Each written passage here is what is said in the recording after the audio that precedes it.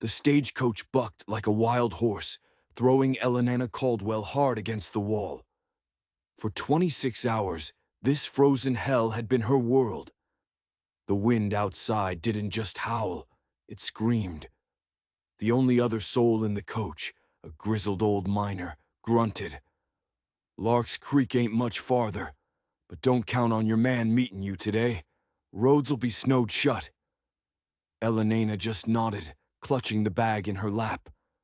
She wasn't about to tell this stranger that James Morrison had promised.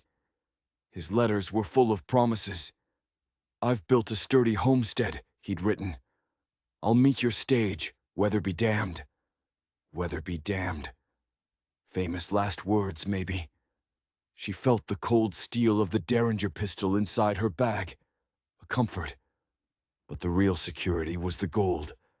$20,000 in gold double eagles, a king's ransom, sewn into the linings of her trunks, hidden in false bottoms, strapped to her own waist. An inheritance that had turned her from a quiet Boston schoolteacher into a target. Suitors came sniffing around like wolves, their intentions as clear as glass. One got too bold, tried her door late one night. That was it. She was done. The West was a place for new beginnings, a place where a woman's money was her own business. James Morrison's ad in the matrimonial paper seemed honest. Montana homesteader seeks educated woman of practical disposition. Solitude and hard work guaranteed. He didn't want a handout. He wanted a partner. She'd only told him about a modest inheritance. Caution had become her closest friend. But as the stagecoach finally slid to a halt in a swirl of blinding snow, she had a feeling that caution wasn't going to be nearly enough. The door flew open. "Lark's Creek Trading Post," the driver yelled over the wind. "End of the line for today. This storm's a monster." Elena stepped out into a world of white. A single log building stood against the storm, a plume of smoke twisting from its stone chimney. A tiny flicker of civilization in a vast, uncaring wilderness. The inside was warm, smelling of wood smoke and coffee. A big, bearded man looked up from a ledger. "Thomas Blackwood," he said, his eyes taking in her fine Eastern clothes. "You must be the bride Morrison's been waiting on." "Elena Caldwell," she said, pulling off her snow-crusted gloves. "I was supposed to meet Mr. Morrison. Have you seen him?" Something flickered in the man's eyes, something that looked a lot like fear. He shut his ledger slowly. "Haven't seen Morrison in 2 weeks, Miss Caldwell." 2 weeks. A chill went down her spine that had nothing to do with the cold. 2 weeks, she repeated, her voice tight. "Did something happen?" "Hard to say," Blackwood answered, but his eyes wouldn't meet hers.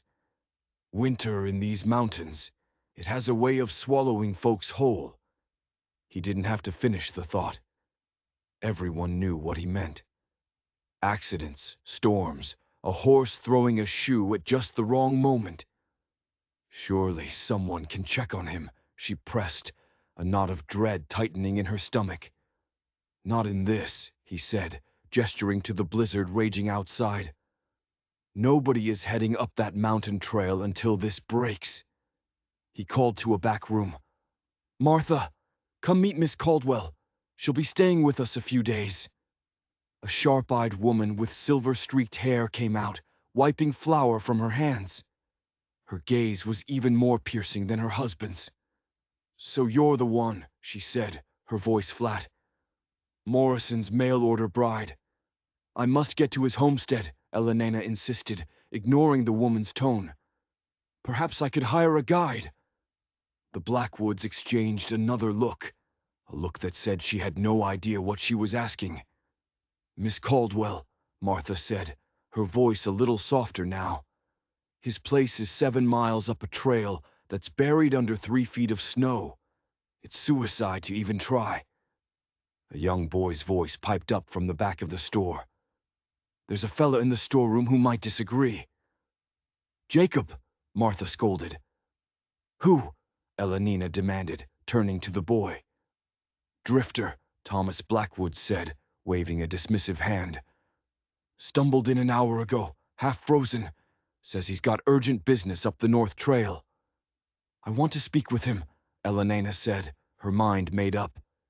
She hadn't come 1,000 miles to be stopped by a little snow. The storeroom was dim, heated by a small iron stove. A man sat beside it, his face haggard, a dark mat of what looked like dried blood at his temple. His left arm was in a crude sling, and a several-day-old beard couldn't hide the hard lines of his face. When he looked up, his eyes hit her like a physical blow. They were the color of cold steel. "Nathan Hawkins," Martha said, though the man's jaw tightened at the name. "This is Miss Caldwell. She needs to get to the Morrison homestead." Those steel-gray eyes swept over her, missing nothing. "That's past my way," he said, his voice a low rasp. "Trail's no place for a city woman in a blizzard." "Nevertheless, I must get there," she shot back. "I understand you're heading in that direction." A shadow crossed his face. "My business is private and dangerous." "I'm an excellent rider, Mr. Hawkins," she said, meeting his gaze without flinching. "And given the state of your arm, you might find an extra pair of hands useful." The corner of his mouth twitched, not quite a smile. Bold words. "I have reason to believe Mr. Morrison is in trouble," she said, her voice ringing with a conviction she didn't entirely feel. "I cannot wait here while you all wait for the weather to change." Something shifted in his expression. A flicker of respect, maybe. He studied her for a long, silent moment. "First light," he said finally. "Bring only what you can carry on one horse. And understand this, Miss Caldwell. If you slow me down, I will leave you behind." "What is your business, Mr. Hawkins?" she asked. The steel returned to his eyes. "The kind that gets people killed," he said. "The less you know, the safer you'll be." That night, with the wind screaming outside the trading post walls, Elena lay awake, her hand on the derringer under her pillow. She was about to ride into a blizzard with a wounded, secretive man who was almost certainly lying about his own name. Every instinct told her to stay put, to wait. But a deeper instinct, the one that had brought her west in the first place, told her that James Morrison was in terrible danger, and that she was riding right into it with him. Dawn was a pale, grudging smear in the sky. The storm had paused, leaving the world silent and frozen solid. Elena dressed in layers of wool, her fingers tracing the money belt under her clothes. It held just enough gold to start over if everything went wrong. The rest, the real fortune, was locked away in her trunks back at the trading post. Martha Blackwood appeared in the doorway, her face grim. "You're really going through with this?" It wasn't a question. She held out a bundle of heavy mittens and a fur-lined hat. "Thomas talked to your Mr. Hawkins again. That man's burning up with fever from that wound, and there's something else." Martha hesitated. "Thomas saw a badge, pinned inside his coat. Thinks he might be a lawman. A lawman, a wounded lawman traveling under a false name. That was even worse than a drifter. It meant he wasn't just running to something. He was running from it." A commotion erupted from the main room, Hawkins's voice, low and intense. Elena hurried out to see him towering over Thomas Blackwood. "I need to know if anyone's been asking after strangers," Hawkins was saying. "A group of men, well armed, led by a man with a scar down his face." "Like I told you," Blackwood insisted. "No one's been through. The passes are snowed in." Hawkins didn't look convinced. He turned and saw Elena, his gray eyes clear and sharp despite the fever. "It's time," he said. Outside, 2 horses stamped in the snow, their breath pluming in the frigid air. A powerful black gelding for Hawkins, and a sturdy mare for her.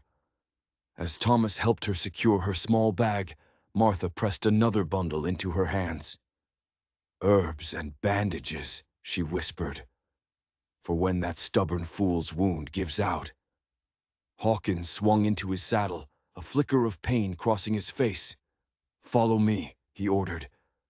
"Don't fall behind." They rode into a world of white and silence. The snow was deep, sculpted by the wind into towering drifts. For the first hour they didn't speak, conserving their energy. Elena watched Hawkins. He rode ramrod straight, but she could see the tremors that shook his body every time his horse stumbled. The bullet wound was taking its toll. "How much farther?" she finally asked when they stopped by a frozen creek. He glanced at her sharply. "You don't miss much, do you?" A ghost of a smile touched his lips. "Another 3 miles, then I cut off the trail. Morrison's place is 4 miles past that." "And your real name?" she pressed, dismounting to stretch her stiff legs. "If we're going to rely on each other, a little honesty seems fair." He scanned the silent, snow-covered trees, his hand never far from his gun. After a long moment, he spoke without looking at her. "The name is Marshal Daniel Reeves. I'm tracking 4 men, the Blackwell gang, wanted for train robbery and murder." Elena froze. "One of them put this bullet in my shoulder 3 days ago," he continued, his voice flat. "I got word they're holed up in an old mining cabin, somewhere up here. You're going after 4 murderers, alone, while you're wounded." The words tumbled out of her. "I'm going to observe their position," he corrected her. "Once the weather clears, reinforcements will come from Helena." His gaze finally met hers, and it was grim. "They're killers, Miss Caldwell. They shot down 2 guards and a passenger. They're as dangerous as they come." A terrifying thought took root in her mind. "And if their hideout is near Mr. Morrison's homestead?" A look of concern, one he'd clearly been hiding, crossed his face. "That's part of why I agreed to bring you. If James Morrison ran into these men, we need to keep moving." As they rode on, the sky began to darken again. Snowflakes started to drift down, thick and heavy. The wind picked up, howling through the pines. "We need shelter," Reeves yelled over the wind. "There's a trapper's lean-to on my map, 1/2 a mile ahead." The half-mile felt like a lifetime. The snow was a blinding wall of white. By the time the crude, 3-walled shelter appeared against a rock outcropping, Elena was shaking with cold. They stumbled inside, dragging the horses with them. "It's not much," Reeves said, "but it'll keep the wind off." As the storm raged outside, Elena turned to him. "You need to let me look at that wound. Mrs. Blackwood gave me supplies." "It's fine," he said automatically, but the sweat on his forehead told a different story. "You have a fever," she stated, her voice firm. "If you collapse out here, we both die. Take off your coat." He finally relented. When she saw the wound, she had to fight to keep her expression neutral. It was angry, red and swollen. Infection had set in deep. The bullet had torn straight through the muscle of his upper arm. "My father was a doctor," she said, pulling out Martha's supplies. "He taught me a few things." "This is going to hurt," she warned. He gave a short, humorless laugh. "I'm acquainted with pain, Miss Caldwell." As she cleaned the wound with melted snow and whiskey from his flask, she couldn't help but wonder. Here she was, a Boston schoolteacher with a hidden fortune, tending to a wounded U.S. Marshal in a blizzard, while a gang of killers was hiding somewhere in the mountains nearby. And ahead of them lay the silent, empty homestead of James Morrison. Was he just delayed by the storm, or had he already met the Blackwell gang? The storm trapped them in the lean-to as darkness fell. After Elena had dressed Reeves's wound, they shared a meager meal of dried meat and hardtack. The Marshal was quiet, his face pale in the firelight. "Tell me about them," she said, breaking the silence. "The Blackwell gang." He stared into the flames for a long time. "Their leader is Samuel Blackwell, Used to be a Confederate officer.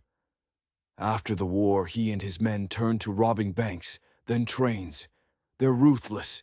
They have a contact in these mountains, someone who gives them shelter and supplies for a cut of their loot.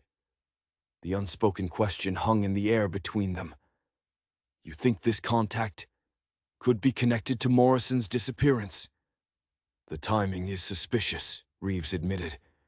If Morrison stumbled onto their operation, he didn't need to finish. If James had seen something he shouldn't have, these men wouldn't hesitate to silence him permanently. We'll need to keep watch tonight, Reeves said, his hand resting on his revolver. 4-hour shifts. I'll take the first. You need to rest, she argued. Your body is fighting an infection. I've endured worse, he said stubbornly. That doesn't make it wise, she shot back. I can stand watch. He finally relented, handing her his heavy Colt revolver. 6 shots. Make them count. She sat near the opening of the shelter, the revolver heavy in her lap, listening to the storm. The hours crawled by. She thought about James Morrison, about the warm, intelligent letters that had convinced her to cross a continent. Had she been a fool? Had she walked into a trap? Her mind kept circling back to the gold, her secret, her freedom, and her greatest danger. She hadn't told Reeves about it. She trusted him, mostly. But out here, you couldn't trust anyone completely. Suddenly the wind shifted, and a new sound cut through the howling. It was faint, but unmistakable. The whinny of a horse. Their own horses answered with a soft nicker. Reeves, she whispered, shaking him awake. Someone's out there. He was on his feet in an instant, his own gun in his hand. He moved to the opening, peering into the swirling snow. They waited, frozen, listening. Then they saw it. A dark shape moving through the trees. A rider slumped over in his saddle. As they watched, the figure swayed, then toppled sideways, disappearing into a deep snowdrift. The horse kept walking a few more paces and then stopped. It could be a trap, Reeves murmured, his voice tense. One of them plays wounded, the others wait in the trees. Trap or not, Elena said, that man will freeze to death in minutes. I'll go, Reeves said. You stay here. Keep this pointed at the tree line. If you hear a shot, you ride. You don't look back. Understood? She nodded, her heart pounding. She watched him move out into the blizzard, a dark shape against the snow, revolver held ready. He moved cautiously, checking the surrounding woods before kneeling beside the fallen man. After a moment, he holstered his weapon and began the slow, difficult task of dragging the unconscious stranger back to the shelter. Elena rushed out to help him. Together they pulled the man inside. He was young, his face weathered, his clothes frozen stiff. Hypothermia, Reeves gasped, clearly in pain from the exertion. No other obvious injuries. As Elena started working on the man's frozen boots, Reeves searched his pockets. No identification. Wait. He pulled out a folded, damp piece of paper. As he read it, his expression hardened. What is it? She asked. It's a letter, he said slowly, his eyes troubled. Addressed to James Morrison. Elena's hands went still. It's from his brother-in-law, Reeves said, looking up at her. A man named Owen Sullivan. Brother-in-law, she repeated, confused. James never said he was married. He was, Reeves said grimly, handing her the letter. It seems he was a widower. This letter mentions his wife, Sarah, and her passing. It also mentions your arrival. Elena's head was spinning. A widower. Why hadn't he told her? What else was he hiding? Before she could ask, the unconscious man stirred. His eyes fluttered open, unfocused. He licked his cracked lips and tried to speak. They both leaned closer. His voice was a bare whisper, lost in the sound of the wind. James, he murmured. "The gold. Blackwell has him. He has the gold." The man, Owen Sullivan, lapsed back into unconsciousness. Elenina and Reeves stared at each other. The blizzard outside was nothing compared to the storm of questions that had just descended upon them. Reeves's voice was low and grim. "It seems your intended isn't just a victim, Miss Caldwell. He might be a thief." His gaze was sharp, probing. "You wouldn't know anything about a large amount of gold, would you?" She met his stare, her heart hammering against her ribs. Her own fortune, her own secret, felt like a lead weight in her gut. If Reeves suspected James was a thief, and then found out she was carrying $20,000 in gold, what would he think? What would he do? "Of course not," she said, her voice steadier than she felt. "I'm a schoolteacher from Boston." He didn't look convinced. The world outside was a blinding sheet of white when dawn finally broke. The storm had passed, leaving behind a deep, pristine silence and a cold that bit to the bone. Inside the shelter, Owen Sullivan was still unconscious, but his breathing was stronger. "We have to move," Reeves said, already packing their meager supplies. "The snow's got a hard crust. It'll hold our weight for a few hours. It's our best chance to make good time." "What about him?" Elenina asked, nodding towards Sullivan. "He comes with us," Reeves said. "Leaving him here is a death sentence." Getting Sullivan onto Reeves's horse was a nightmare. The man was a dead weight, and the effort clearly sent waves of pain through the Marshal's injured shoulder. But he never complained. He just gritted his teeth and tied Sullivan onto his back. "Morrison's homestead is about 4 miles from here," he said as they set out. "We should make it by noon." They rode through a landscape that looked like another planet. No tracks, no signs of life. Just the endless silent snow. Reeves navigated by instinct, pointing out landmarks only he could see. A lightning-scarred tree, a particular rock formation. "Just over that rise," he finally said, pointing. "There's a meadow. That's where he built the cabin." Elenina felt a strange mix of dread and anticipation. She was finally going to see it, the place that was supposed to be her home. But as they crested the hill, she knew instantly that something was terribly wrong. The cabin was there, just as James had described it. Sturdy, well-built, with a stable and a workshop nearby. But no smoke curled from the chimney, no paths were shoveled. The whole place was half buried in snow, silent and dead. Reeves held up a hand. "Stay here." He dismounted, drew his revolver, and moved toward the cabin like a wolf, using the trees for cover. Elenina waited, her hand on her own small pistol, the unconscious form of Owen Sullivan, a heavy weight against her back. The silence stretched on, screaming in her ears. Finally, Reeves emerged from the cabin and waved her forward. "It's empty," he called out. "No one's here." They carried Sullivan inside and laid him on a bed in the main room.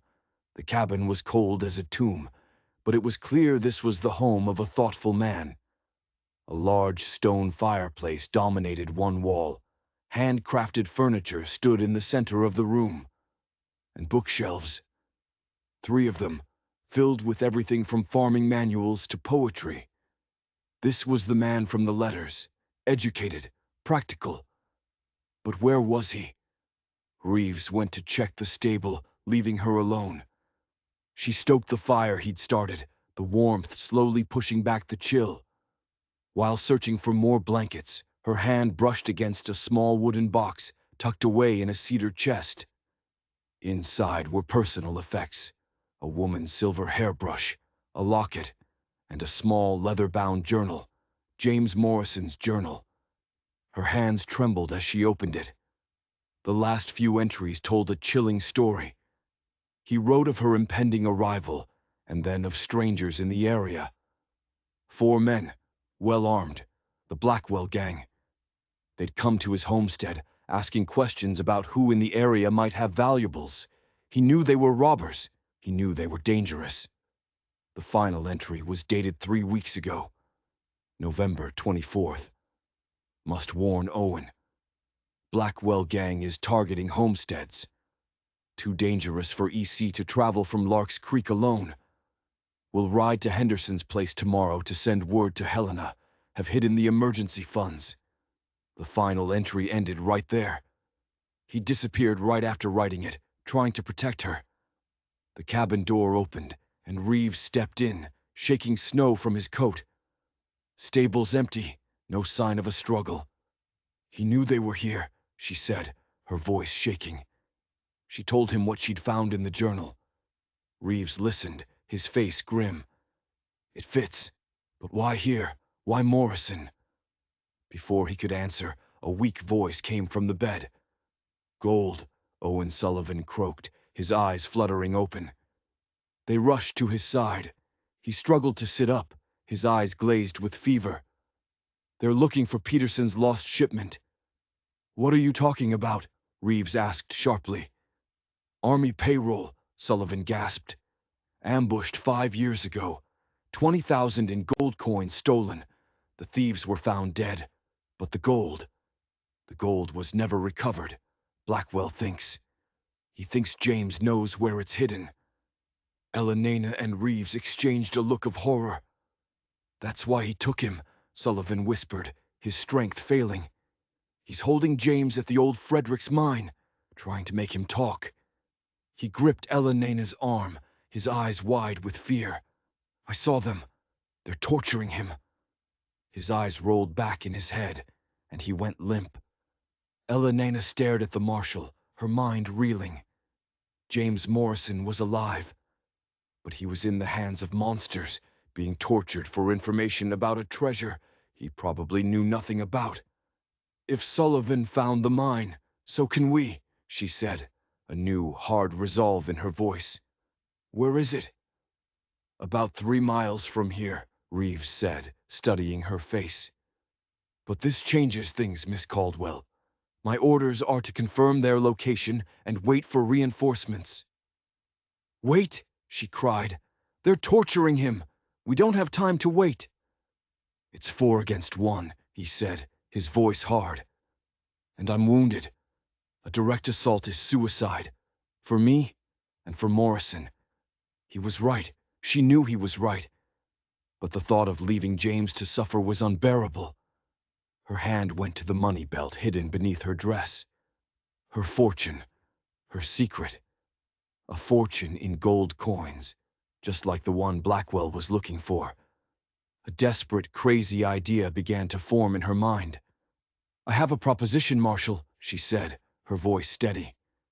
I'm listening, Reeves said, his expression guarded.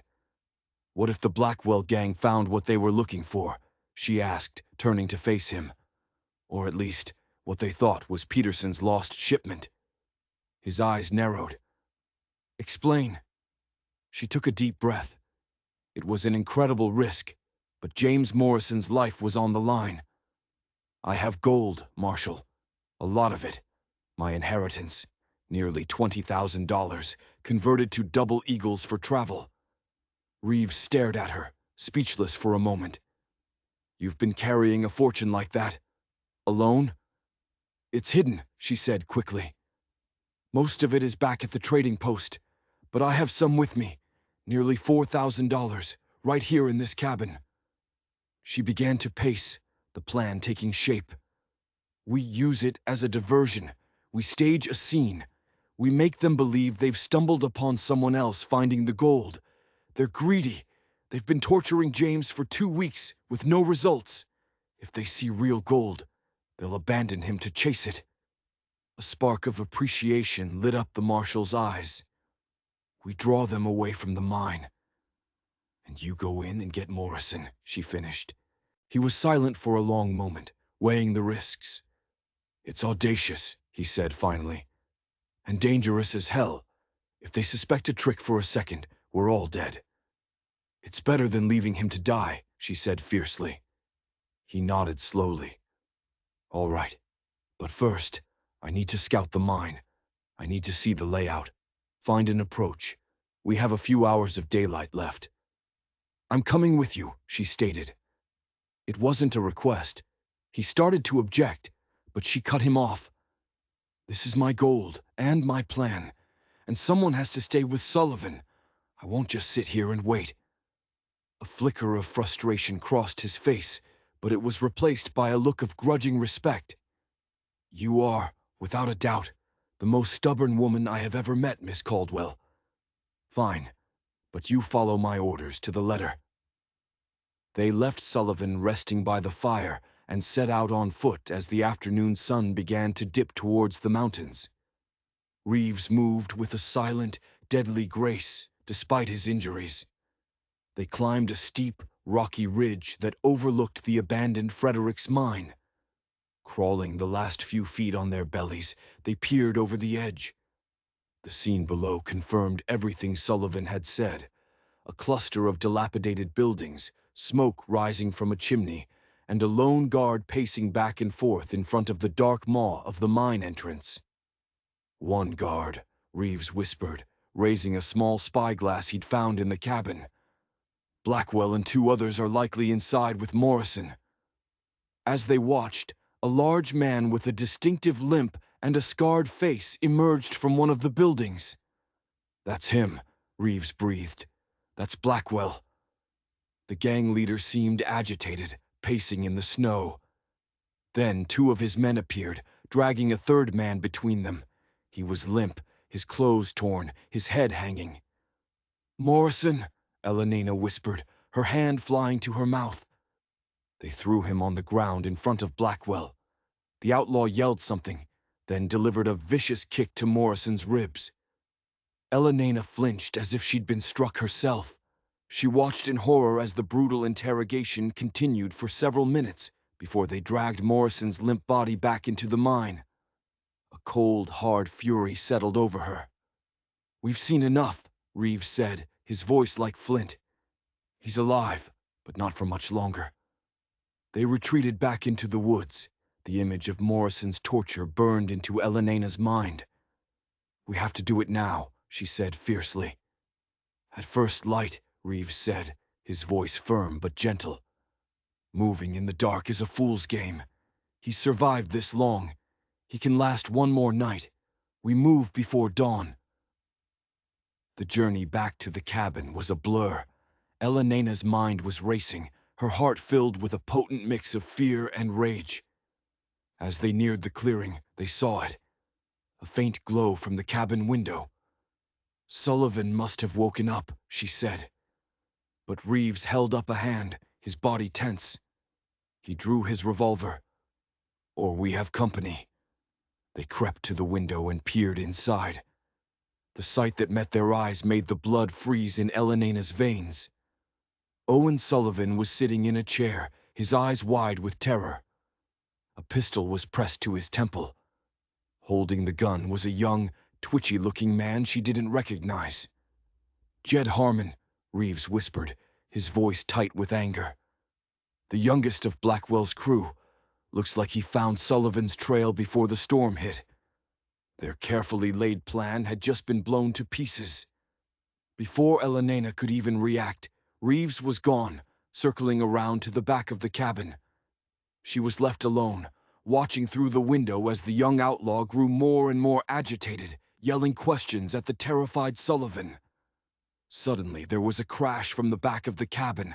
The outlaw Harmon spun around, his gun wavering for just a second. In that instant, the front door burst open. "Federal Marshal!" Reeves roared. "Drop it!" Harmon spun back, firing wildly. Reeves fired back, but staggered as a bullet slammed into his side. Sullivan, despite his weakness, lunged from the chair, grappling with Harmon for the gun. Another shot exploded in the small cabin. Elenina rushed inside as both men collapsed to the floor in a heap. Reeves was slumped against the doorframe, clutching a fresh, bleeding wound in his side. Their rescue mission had just turned into a massacre. "Check Sullivan," Reeves gasped, his face ashen. "Harmon's dead." Elenina knelt beside the tangled bodies. The outlaw was gone, a bullet through his chest. but the same bullet had torn through Owen Sullivan's shoulder. He was alive, but unconscious, bleeding badly. She worked frantically, tearing strips from her petticoat to make bandages, her mind racing. She stopped Sullivan's bleeding, then turned to Reeves. The bullet had gouged a deep furrow across his ribs. It needed stitches. "Do it," he gritted out, his body rigid with pain as she worked with a needle and thread from Morrison's medical kit. When she was finished, she looked at the carnage around them. "Blackwell will know Harmon is missing," she said, her voice hollow. "They'll come looking for him in the morning." "And his tracks lead right to this door," Reeves finished, his voice weak. They were trapped. 2 wounded men to protect, and James Morrison still a prisoner in the mine. Defeat felt like a cold, heavy blanket. But then, a new fire ignited within her. They wouldn't just wait here to be slaughtered. "The diversion," she said, her eyes gleaming with a new, desperate idea. "We can still use it, but not at the mine." Reeves looked at her, his expression grim. "What are you talking about?" "We make this cabin the diversion," she said, the plan forming as she spoke. "They're coming here anyway. Let's give them something to find. We make them think Harmon found the gold right here, under this floor, that he was killed for it by someone else. We create a new scene, a new story." A flicker of understanding, of admiration, dawned in Reeves's pain-filled eyes. "We leave a false trail," he picked up, his voice growing stronger. "A trail for them to follow, away from the mine." "Exactly," she said. "While you circle back and get Morrison." It was insane. It was reckless. It was their only shot. They worked through the night, fueled by desperation and coffee. They dragged Harmon's body to a trap door in the floor, scattering some of Elena's precious gold coins around it, as if they'd spilled from a hidden stash. They overturned furniture, broke a window, and used Morrison's spare boots to make extra tracks in the snow outside. The story was set.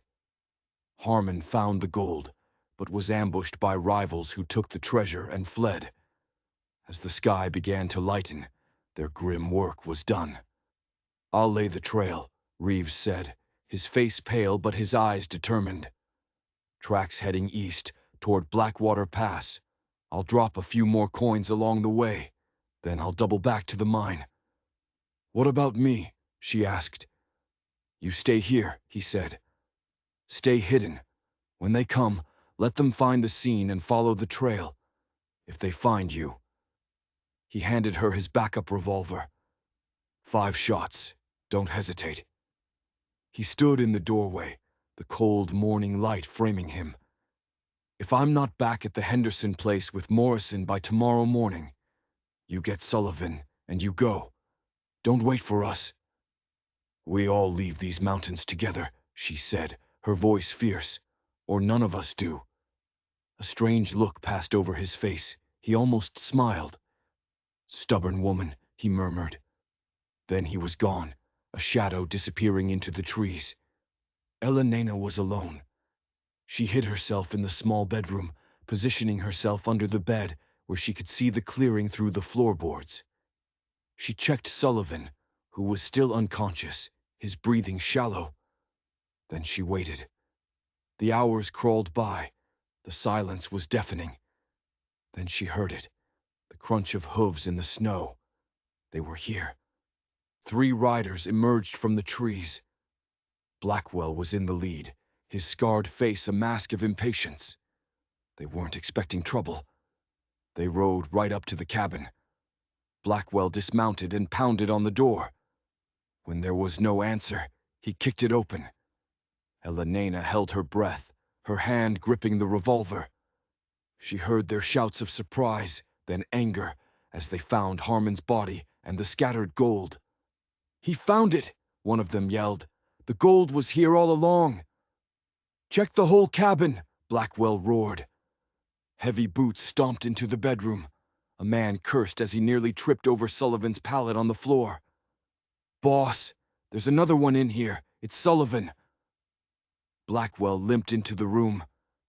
Ella Nana could see his boots from under the bed. They shook Sullivan, trying to wake him up, trying to get answers. But he was useless to them. "We're wasting time," Blackwell snarled. "Whoever did this has a head start. Find their tracks." They thundered back outside. She heard their excited shouts as they found the false trail Reeves had laid. Tracks heading east. Found another coin. "Mount up," Blackwell commanded. "We can catch them before they reach the pass." He paused. "Jennings, you ride to the mine. Put Morrison down. No loose ends. A clean shot, then you meet us. We've got gold to recover." Elena's blood ran cold. She watched from under the bed as two riders spurred their horses east, following the false trail. The third, Jennings, turned his horse and began riding toward the mine. Toward James Morrison. Reeves was out there somewhere, wounded, on his way to stage a rescue. He had no idea it was now a race against an executioner. She couldn't just wait. She couldn't let it happen. Her decision was made in a heartbeat. As soon as the sound of hoofbeats faded, Ella Nina scrambled out from under the bed. She checked on Sullivan one last time, tucking the blankets around him. "I'll be back," she whispered.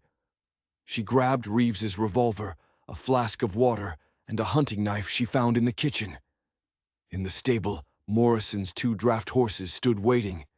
They were workhorses, not fast, but strong and steady. She harnessed one with practiced speed, a skill she never thought she'd need. Instead of following the trail to the mine, she took a third route, a game trail Reeves had mentioned that cut through the dense woods. It was a long shot, a desperate gamble to intercept Jennings or warn Reeves. She rode through the silent, frozen forest, the only sound the crunch of her horse's hooves in the snow. Just days ago, she was a mail-order bride, worried about making a good impression. Now she was riding to stop an execution, her heart a cold, hard knot in her chest. A sudden sound shattered the silence, a single rifle shot echoing across the valley. Fear, cold and sharp, pierced through her. Was she too late? She urged the horse faster, all caution gone. The trees thinned, and she saw the clearing below. The mine. Jennings's horse was tethered nearby. The man himself was gone, presumably inside. There was no sign of Reeves. What should she do? Rush the entrance. Try to find the ventilation shaft Reeves had planned to use. Every second that passed felt like an eternity. Then another sound came from the mine. Not a gunshot, the sound of a fight. A brutal, physical struggle. That was all she needed. She dismounted, drew the revolver, and ran. She ran across the open snow, feeling naked and exposed, expecting a bullet at any second. But nothing came. She reached the dark entrance to the mine and plunged inside, her eyes struggling to adjust to the gloom. A lantern cast flickering shadows down the main tunnel. The air was cold and damp, thick with the smell of blood. She moved forward, her heart pounding against her ribs. The tunnel opened into a larger chamber, and the scene inside stopped her cold. One man, Jennings, lay face down in a pool of blood. Another was slumped against the far wall, his wrists bound. And a third man was kneeling beside him, frantically working at the ropes. It was Reeves. "Reeves!" she breathed. His head snapped up, his face a mask of disbelief. "Ella Nina, what in God's name are you doing here?" "Blackwell sent him to kill Morrison," she said, her voice shaking as she finally looked at the man slumped against the wall. This was him, James Morrison. His face was a mess of bruises and dried blood, his clothes in tatters. But even in the dim light, she could see the man from the letters. The strong jaw, the intelligent eyes. "Is he alive?" she whispered. "Barely," Reeves said, finally cutting through the last of the ropes. "They've been working on him for weeks. It's a miracle he's still breathing." As if hearing them, Morrison's eyes fluttered open. They were a startling, clear blue. His gaze moved from Reeves to her, filled with confusion. "Who?" he rasped. "Marshal Daniel Reeves," the lawman said, "and this is Miss Elenina Caldwell." Recognition flickered in his eyes. He stared at her, a look of pure wonder on his battered face. "Elenina," he whispered, "you came." The simple words, filled with so much pain and hope, nearly broke her. "Of course I came," she said softly. "You wrote very persuasive letters." A ghost of a smile touched his lips. "We need to go," Reeves interrupted. "All business. Blackwell will figure out our trick eventually.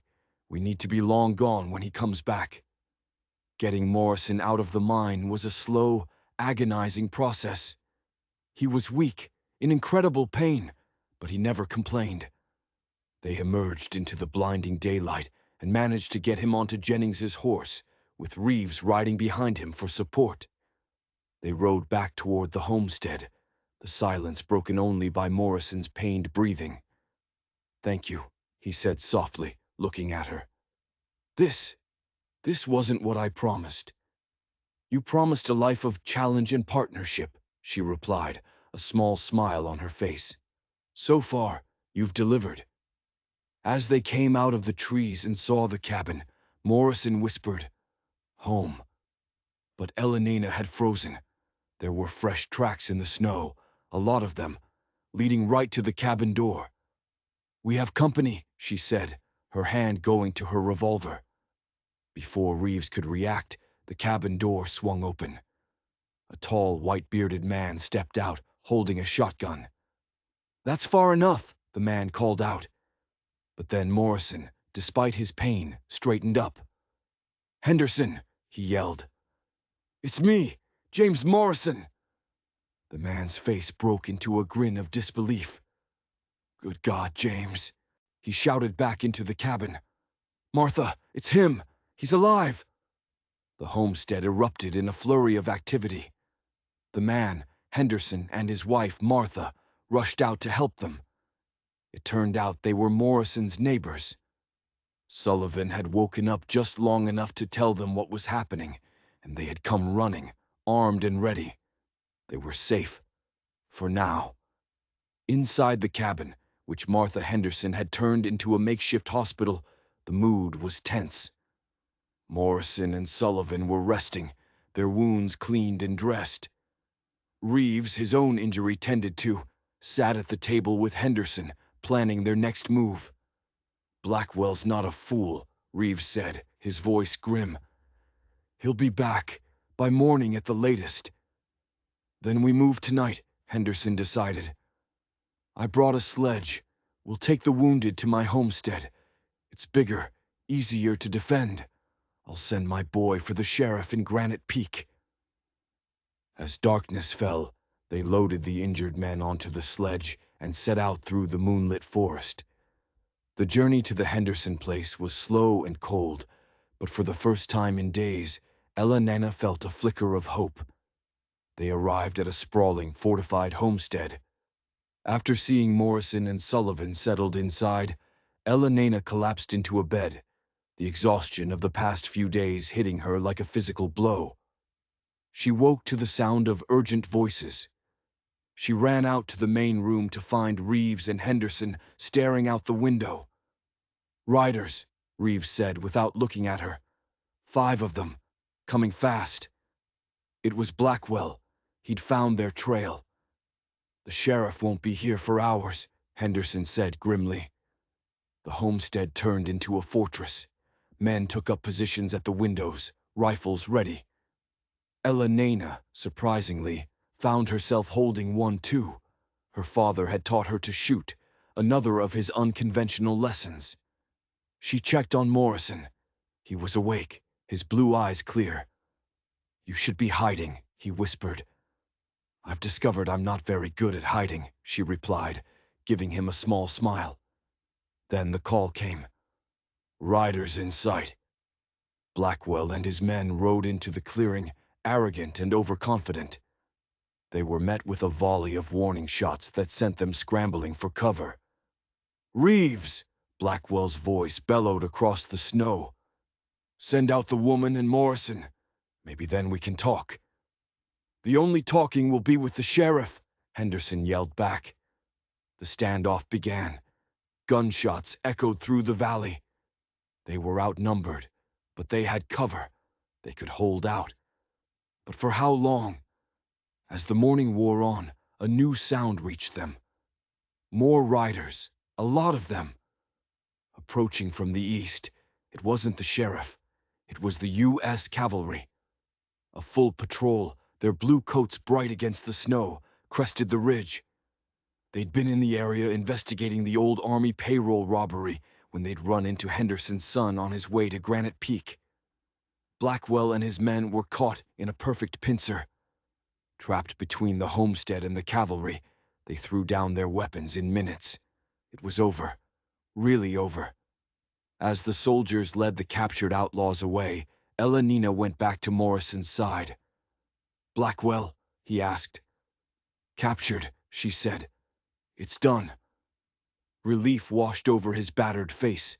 He looked at her, his eyes filled with an emotion she couldn't quite name. "After all this," he said softly, "no one would blame you if you went back to Boston." She looked out the window at the vast, beautiful, dangerous landscape. She thought of her quiet, safe life back east, and she thought of the last few days, the fear, the pain, the desperation, and the strange, fierce joy of fighting for something, for someone. "You promised me a life of purpose, Mr. Morrison," she said, taking his hand. "And partnership. I came west to find a life I could truly live. I think I've found it." The smile that lit up his face was brighter than the morning sun on the snow. "Then perhaps," he said, his voice stronger now, "we can finally begin." "I believe we already have," she replied. "If you enjoyed this story, don't forget to like and subscribe. We've got 2 more incredible tales of survival and justice waiting for you right on your screen. Just click one to keep the adventure going, and we'll see you in the next story.